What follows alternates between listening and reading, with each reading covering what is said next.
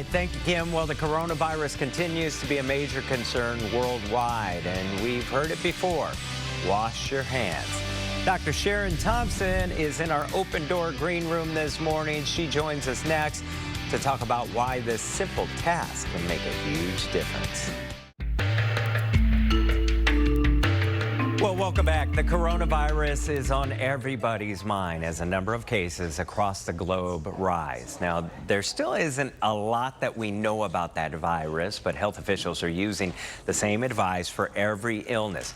Wash your hands, and we can't stress that enough. Dr. Sharon Thompson tells us it's that simple act that really is important out there, and if nothing else, it makes us realize, get in there, wash your hands. The importance, and wash your hands long enough. Most of us turn on the water and then we're out the door. So you really want to take the time to get that friction, get the soap on your hands, and really clean your hands. Basic hand washing will prevent the spread from person to person, from getting on your computer screen, your desktop, and help prevent infection. Let's break down some of the important information, because folks out there, they're saying coronavirus. Hadn't we seen this before? But this is a strain that they're still trying to understand. That's a great distinction. So coronavirus is a family of viruses, just like we have our families at home. Within that family is COVID-19, SARS, and MERS that we've seen in the past decade are in that family as well. So this is a new virus in the larger coronavirus family. Well, most people, even if they contract coronavirus, will not be, I guess, impeded health-wise. However, those who are elderly, those with compromised immune systems, that's the concern. That's the concerning group, and I want people to recognize that we want to take special care of that group. So if you're 25 and healthy, you don't need a mask, you don't need any protective equipment. Let's leave it for that group that really needs it, because those are the folks that we want to protect. Also, healthcare providers are particularly vulnerable because they take care of folks who are sick. So we want that protective equipment to be available for those groups. Now, as more tests become more available, we're going to see that number increase likely. Sure. Viruses spread. There are more viruses on the planet than there are any other kind of living thing. So we know that the virus is going to spread. What we want to do is to be able to identify those who are going to need extra care.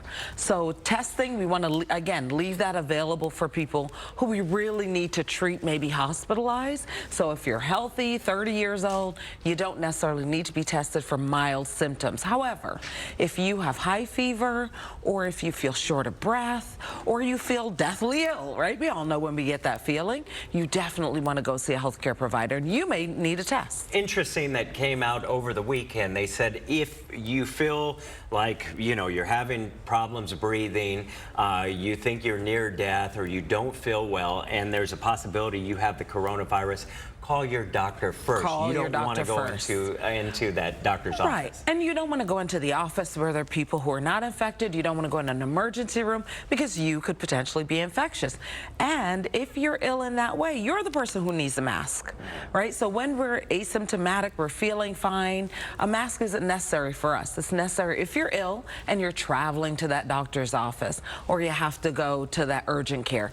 You put a mask on to protect other people from getting the virus that you might have. Obviously, there's a lot of concern, and some people say there's a lot of frenzy out there.